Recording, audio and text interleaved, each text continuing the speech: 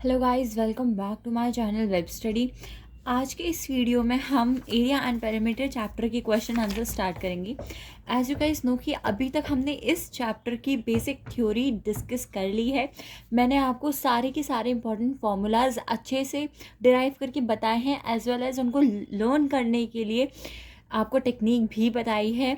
तो जिसने अभी तक वो वीडियोज़ नहीं देखी हैं, लिंक मैंने नीचे डिस्क्रिप्शन में डाल दिया है, आप जाके वो वीडियो ज़रूर देखें। इस वीडियो में हम क्वेश्चन आंसर स्टार्ट कर रहे हैं, तो लेट्स स्टार्ट। फर्स्ट क्वेश्चन हमारे अभी जो हम इस सेक्शन में करेंगे वो हम स्टार्ट करेंगे ट्रायंगल से। उसके बाद हम नेक्स्ट हमारा जो होगा that will B quadrilateral and polygons, but अभी हम पहले फोकस करेंगे ट्रायंगल का। ट्रायंगल के क्वेश्चन स्टार्ट करने से पहले जो मैंने वीडियो ट्रायंगल के ऊपर बनाई है, जिसमें मैंने आपको triangle different kinds of triangles बताए हैं, वो ज़रूर देखना सो दैट आप इजीली कर पाएँ, क्योंकि ये क्वेश्चंस करने के लिए आपको फॉर्मूलाज लर्न होना ज़रूरी है। तो फर्स्ट क्वेश्चन देखते हैं। First question is what is the area of a triangle with sides of length 12 centimetre, 13 centimetre and 5 centimetre. तो इसमें क्या है हमारे पास, this is our question number 1। इसमें बोला है there is a triangle, right, there is a triangle जिसकी अलग अलग साइड्स दे रखी हैं, और क्या क्या दे रखी हैं, 12 दे रखी है, 13 दे रखी है एंड 15 दे रखे हैं। सी जब भी आपके पास इस तीनों साइड्स हो ना, तो फर्स्ट जो चीज़ आप करेंगे वो होगा कि आप देखो कि जो सबसे बड़ी साइड है उसका स्क्वायर क्या दोनों के स्क्वायर का सम तो नहीं है। अब मैंने क्या बोला, मैंने बोला पहले देखो बड़ी वाली साइड कौन सी है उसका स्क्वायर करो, ठीक है, बड़ी वाली का स्क्वायर करो, और फिर देखो कि वो स्क्वायर बाकी दोनों साइड्स के स्क्वायर के सम के इक्वल तो नहीं है, ठीक है। अब मैंने ऐसा क्यों बोला, आपने राइट एंगल ट्राइंगल देखा है? राइट एंगल ट्राइंगल, इसमें क्या होता है, हाइपोटेन्यूज होता है, बेस होता है और परपेंडिकुलर होता है। और इसकी प्रॉपर्टी क्या होती है कि हाइपोटेन्यूज का जो स्क्वायर है ना, वो हमेशा परपेंडिकुलर के स्क्वायर और बेस के स्क्वायर के सम की इक्वल होगा, ठीक है। That is known as a right angle triangle, ठीक है।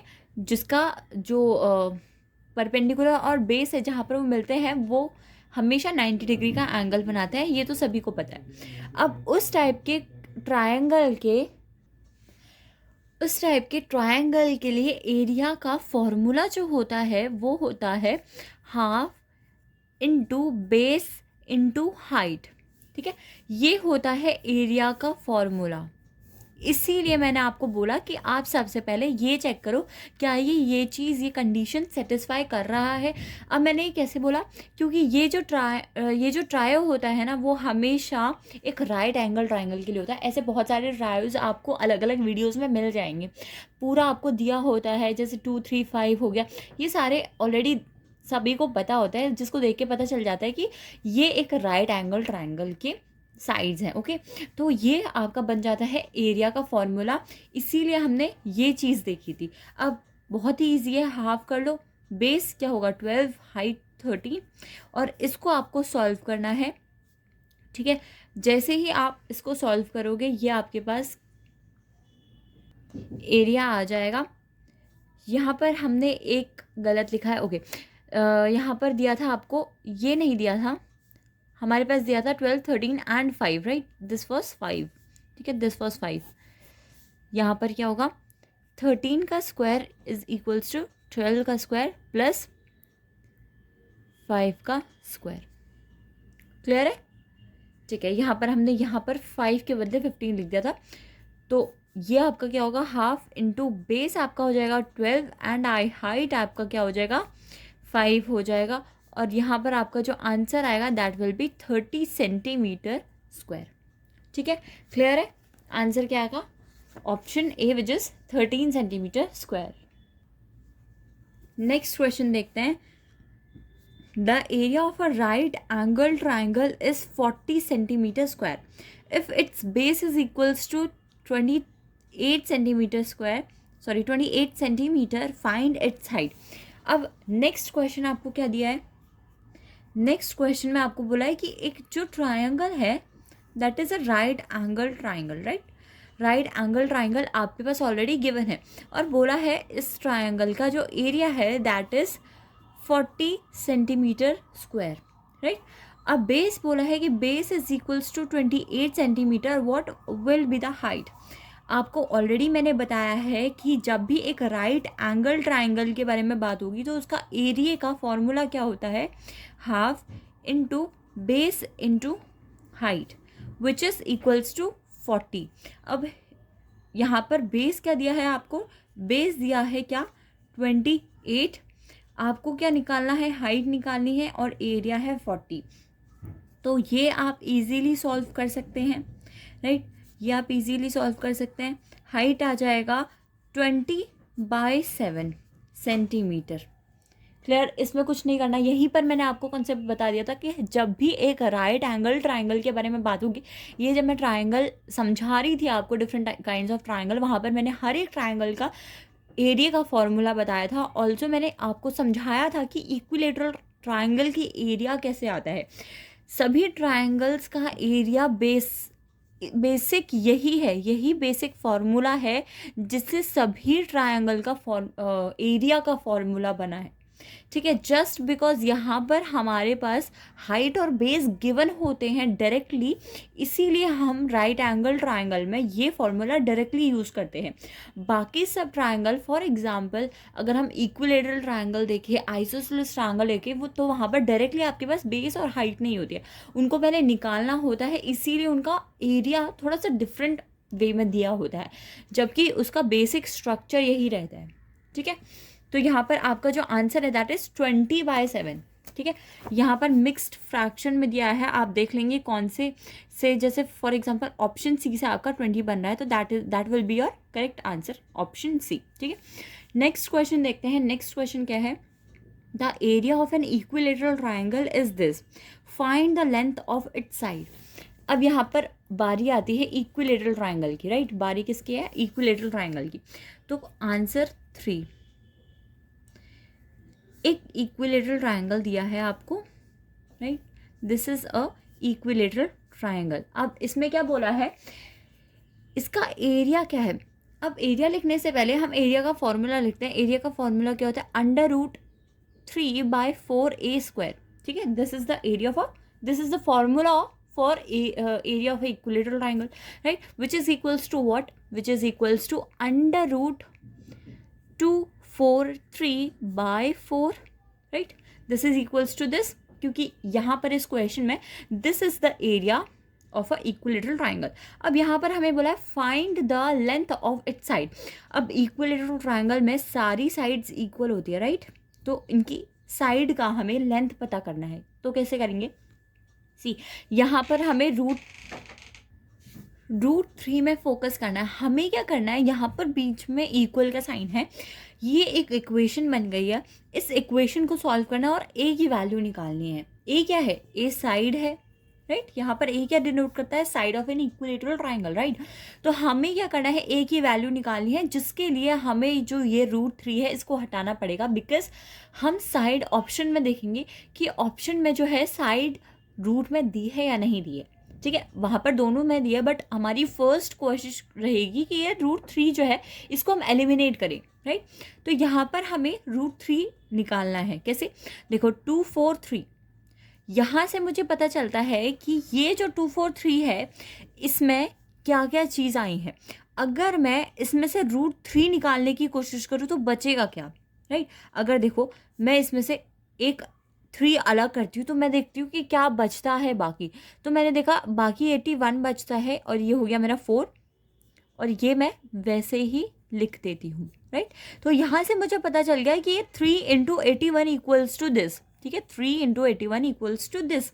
अब यहाँ मुझे पता चला कि this 81 has a square root which is 9, right. तो मैं ये बाहर निकाल दूंगी, बाहर निकालते ही ये 9 बन जाएगा। आई होप ये सभी को पता होगा, ये तो बहुत बेसिक चीज़ है। अब अंदर मेरा बच जाएगा सिर्फ √3 और ये हो गया मेरा 4, यहाँ वही चीज़। और सबसे पहले हम क्या करेंगे, अंडर रूट को काटेंगे इससे, 4 को काटेंगे इससे। मेरे a² की वैल्यू है 9, तो मेरे a की वैल्यू क्या होगी 3। तो यहाँ से मुझे पता चल गया कि हमारी साइड क्या है 3 और हमें यही चाहिए था। ठीक है, सॉल्व कैसे किया समझ आ गया। हमने पहले रूट को हटाने की कोशिश करी, 3 को बाहर निकाला, फिर देखा क्या बचता है। ठीक है, आई होप यहाँ पर समझने वाली चीज़ थी इस स्टेप में। मैंने क्या करा, मुझे पता है मुझे यहाँ पर रूट को हटाना है, रूट को कैंसिल आउट करना है, तो मैं क्या करती हूँ, पहले 3 को बाहर निकालती हूँ और देखती हूँ कि क्या बचता है। जो बचेगा उससे मुझे समझ आएगा कि मुझे करना क्या है। यहाँ पर 81 बचा, तो इसका मतलब ये 9 का स्क्वायर है। दैट मीन्स इस रूट के बाहर क्या आएगा, 9 आएगा। ठीक है, इसके बाहर क्या आएगा, 9 आएगा। इसकी वजह से हमने यहाँ 9 करा। समझ आ गया सबको, क्लियर है ये चीज़। ठीक है, अगर किसी भी, जैसे जिस वीडियो में मैं जो भी क्वेश्चन कराती हूँ, किसी क्वेश्चन से रिलेटेड अगर आपको कोई भी डाउट आता है, कोई भी प्रॉब्लम आती है, आप कमेंट बॉक्स में मुझे वो डाउट लिख के भेज सकते हैं, मैं वहाँ ज़रूर रिप्लाई करूँगी। अगर मैंने नहीं किया वहाँ रिप्लाई, फॉर एग्जांपल अगर बहुत बड़ा डाउट है और बहुत सारे बच्चों का सेम डाउट आ रहा है, तो मैं एक अलग वीडियो बना लूँगी आपके डाउट सेक्शंस के लिए। ठीक है, नेक्स्ट क्वेश्चन क्या है, the perimeter of N isosceles triangle is this, right. Perimeter क्या है, 26 सेंटीमीटर है। ओके, पेरीमीटर मतलब पता है ना, बाहर की बाउंड्री की length. While equal sides together measure 20 centimeter, the third side and each of equal sides are respectively। अब ये बहुत ही ज़्यादा इजी क्वेश्चन है, ये तो आप खुद ही कर सकते थे, बट स्टिल एक बार मैं आपको बता दे रही हूँ इस क्वेश्चन में क्या है। सी, आपसे बोला है एक आइसोसेलेस ट्राइंगल है। सबसे पहले अगर आपको आइसोसेलेस ट्राइंगल क्या होता है नहीं पता है, तो ये आपके लिए बहुत ही डिफ़िकल्ट क्वेश्चन बन रहेगा। अगर आपको पता है आइसोसेलेस ट्रायंगल है, तो मुझे यहाँ सॉल्व करने की भी ज़रूरत नहीं पड़ती, आप वैसे ही टिक लगा देते आंसर क्या होगा। बट स्टिल आइसोसेलेस ट्रायंगल वो होता है जिसकी 2 साइड सेम होती है, 2 एंगल सेम होते हैं। ठीक है, 2 साइड सेम होती है, 2 एंगल सेम होता है, that is known as a isosceles triangle. अब बोला है कि पेरीमीटर, इस आइसोसेलेस ट्रायंगल का पेरीमीटर क्या है। पेरीमीटर क्या होगा, ये 2 सेम साइड है, अगर एक साइड को मैं ए मानूंगी तो ये साइड भी ए हो गया और ये बी हो जाएगी, तो पेरीमीटर है A plus B, this is equals to what, 26 centimetre. यानी कि जो मेरा 2a है plus 1b that is 26 centimetre. अब मुझसे बोला कि जो साइड इक्वल हैं, जो 2 साइड इक्वल हैं, वो दोनों साइड का सम अगर हम करेंगे that will equals to 20 centimetre. यानी कि ये जो मेरा 2a है ना, दिस इज 20 सेंटीमीटर, तो मेरा b क्या बच जाएगा, 6 सेंटीमीटर। क्लियर है, b 6 सेंटीमीटर है। और ये जो ए है, इनकी क्या वैल्यू होगी पता है ना आपको भाई। अगर इन दोनों को मिला के मेरा 20 बन रहा है, दैट मीन्स एक 10 होगा ना, एक 10 होगा, दूसरा 10 होगा, बिकॉज ये दोनों क्या थे, ये दोनों सेम थे, ये दोनों सेम साइड थी, सेम लेंथ थी इन दोनों की।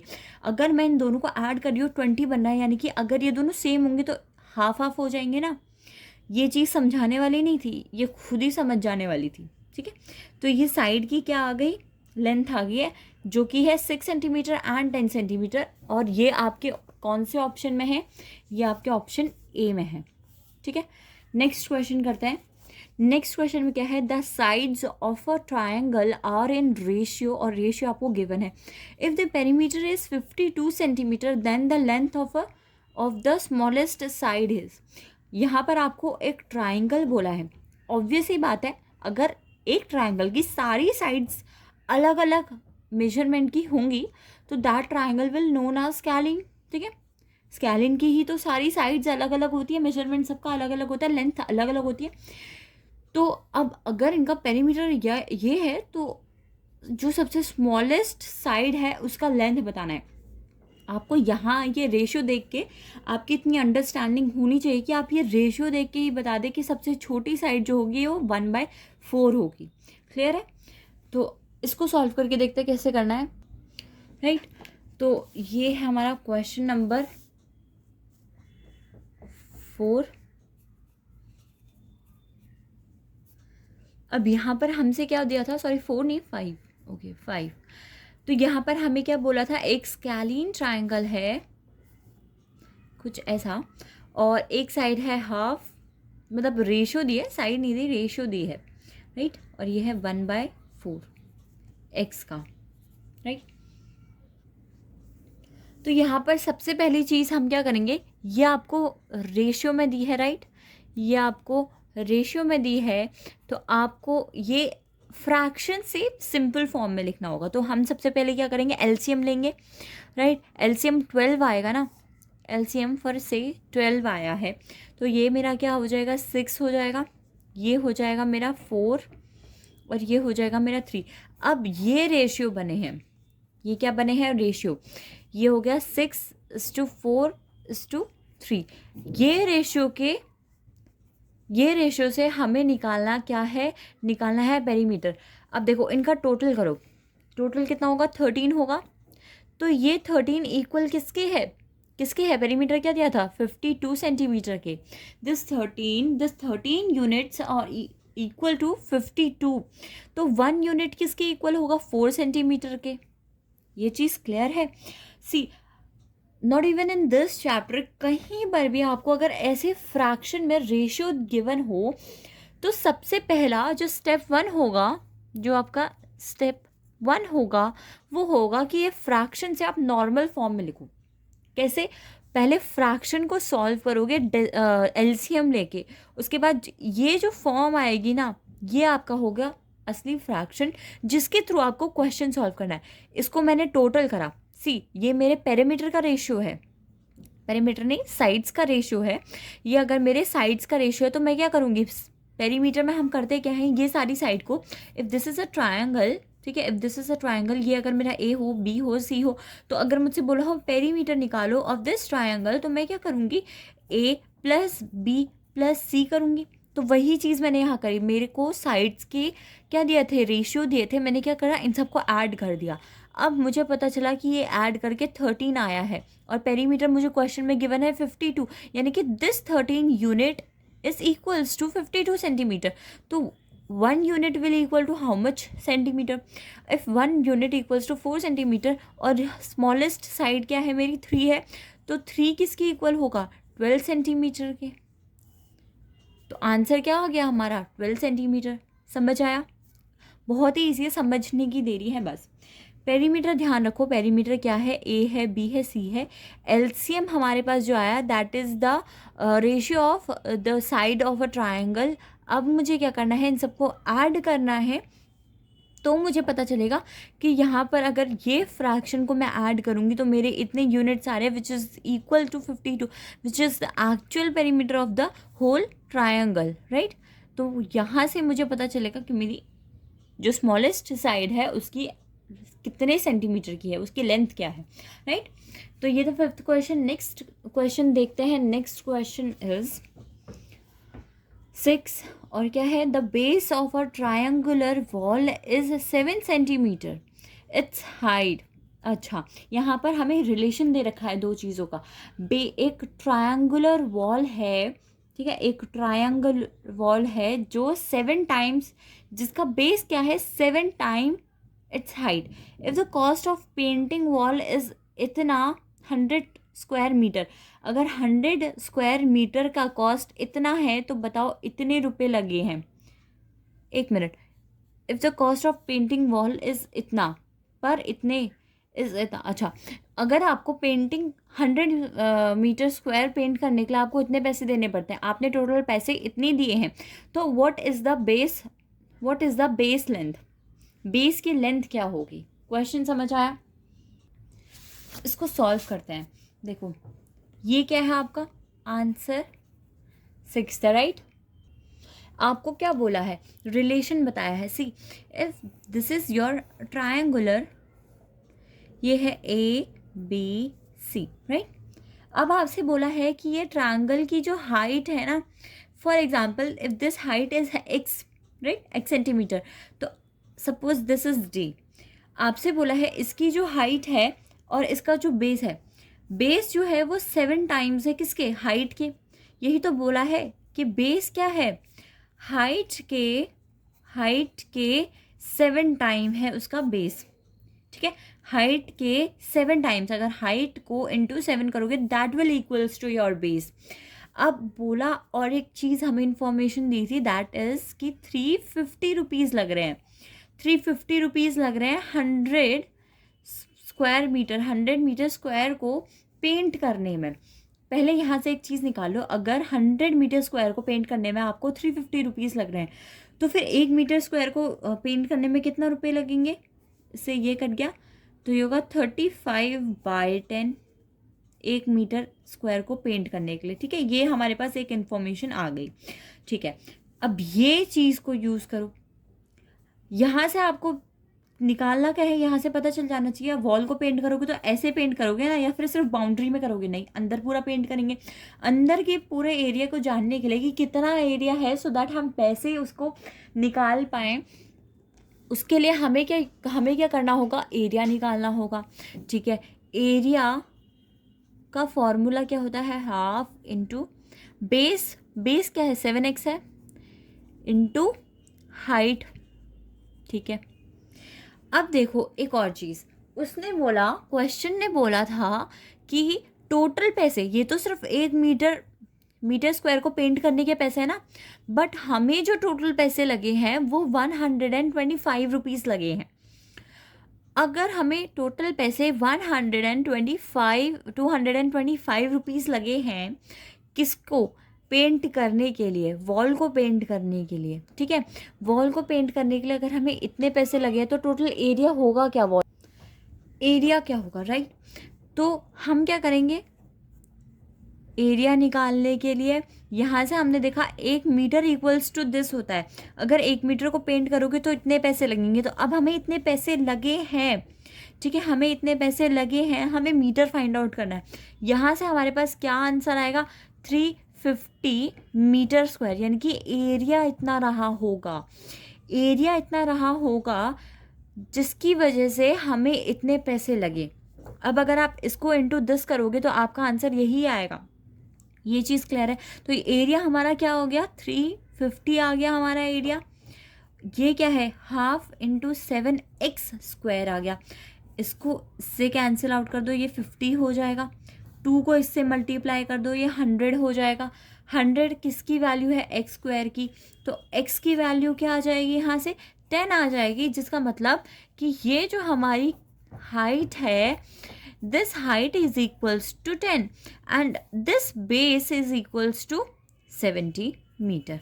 क्लियर है ये चीज़? हमने क्या करा, 2 इन्फॉर्मेशन दी थी हमें, एक ये इन्फॉर्मेशन दी थी और एक हमें ये इन्फॉर्मेशन दी थी। इन दोनों को यूज़ करके हमने आंसर निकाला है। हमें ये रिलेशन दिया था, हमने वो रिलेशन यूज़ करा, और हमें ऑलरेडी बताया था कि 100 मीटर स्क्वायर पेंट करने के लिए उसको 350 लगते हैं, और उसको टोटल इतने लगे पैसे, तो बताओ उसका कितना पेंट करा होगा। ठीक है, तो ये था आपका कौन सा? Question number 6। लास्ट क्वेश्चन देखते हैं ऑफ दिस वीडियो, बाकी उसके बाद हम करेंगे नेक्स्ट वीडियो में, राइट? नेक्स्ट क्वेश्चन क्या था? Last question, the 3 sides of a triangle are 15, 25 and x units, which one of the following is correct? Okay, यहाँ पर आपको सॉल्व नहीं करना, आपको बस नॉलेज होनी चाहिए, जो कि मैंने आपको ऑलरेडी अपनी फर्स्ट वीडियो में बताई थी, जब मैं ट्रायंगल डिस्कस कर रही थी, कि अगर आपके पास एक ट्रायंगल है, ठीक है, अगर आपके पास एक ट्रायंगल है, तो वो तभी बनना पॉसिबल हो सकता है जब उसकी साइड में ये रिलेशन होनी चाहिए। क्या? देखो, जो सबसे बड़ा साइड है ना एक ट्रायंगल का, वो कभी भी दोनों के सम से या तो वो छोटा होना चाहिए, ठीक है, वो हमेशा बाकी दोनों के साइड के सम से छोटा होना चाहिए। अब वो मैं कैसे कह रही हूँ, देखो, आप एक ट्रायंगल तभी बनाना पॉसिबल कर सकते हो, तभी वो पॉसिबली बन सकता है। फॉर एग्जांपल, अगर मेरे पास यहाँ जो मुझे दे रखा है, मैं वही बताती हूँ आपको। एक ट्रायंगल दे रखा है जिसकी साइड क्या है? 15 है, 25 है, और यहाँ पर x है, राइट? यहाँ पर क्या है? x है। अब देखो, आपको बोला है कि चारों ऑप्शन में से कौन सा ऑप्शन सही होगा, राइट?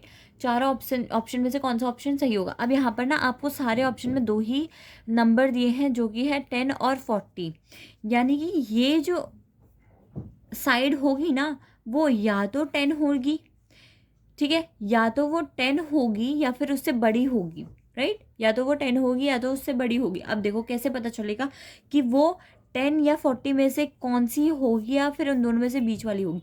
देखो, ये 2 साइड दे रखी हैं, तीसरी साइड जो है इन दोनों का सम क्या है 40 है। ओके, यहाँ पर 40 दे रखा है, तो तीसरी साइड इन दोनों की सम से हमेशा छोटी होनी चाहिए, ना इक्वल ना उससे बड़ी, हमेशा उससे छोटी होनी चाहिए, तभी वो ट्रायंगल पॉसिबली बन सकता है। आप ये ट्राई करके भी देख सकते हैं, वो पॉसिबली नहीं बनेगा अगर आप उससे बड़ा साइज़ लोगे। अगर आप 40 भी ले लेते हो तो भी आपका ट्रायंगल नहीं बन सकता। ये इन दोनों के सम से हमेशा छोटा होना चाहिए। और अगर आप इसको माइनस करोगे तो क्या बनेगी वैल्यू, 10 बनेगी। तो माइनस करके जो वैल्यू आती है ना वो उसकी इक्वल होगा ना वो उससे छोटा होगा, उससे हमेशा बड़ा होना चाहिए। अब आपको पता चल गई एक ट्रायंगल की थर्ड साइड बाकी दोनों साइड का सम। ठीक है, बाकी दोनों साइड का सम क्या होगा, सम क्या होगा, अगर आप इन दोनों का सम करोगे तो अगर for example if this is x, your third side is x, तो हमेशा किससे बड़ी होनी चाहिए, इन दोनों के डिफरेंस से, और किससे छोटी होनी चाहिए, इन दोनों के सम से। ये आप याद रख लो, ये आप याद रख लो। कभी भी आपको ऑप्शन में अगर ऐसी वैल्यू दी होती है जो इन दोनों के सम से, दो साइड के सम से बड़ी हो, तो हमेशा उसको रिजेक्ट कर लेना। ठीक है, तो इस क्वेश्चन का जो करेक्ट आंसर है दैट इज ऑप्शन ए। बाकी बात हम इस थ्योरम के बारे में नेक्स्ट वीडियो में करेंगे। Thank you so much guys for watching this video. For more such videos please to like, share and subscribe my channel.